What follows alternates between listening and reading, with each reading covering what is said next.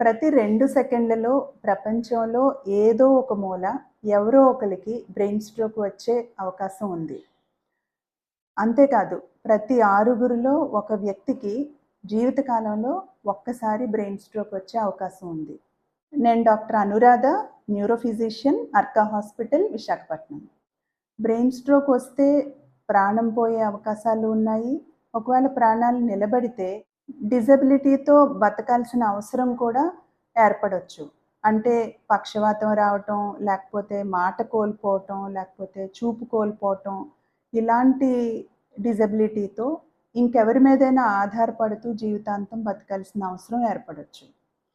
ఇంత నష్టం స్ట్రోక్ వలన కలగకుండా ఉండాలి అంటే ప్రతి ఒక్కళ్ళకి స్ట్రోక్ లక్షణాలు తెలియాలి.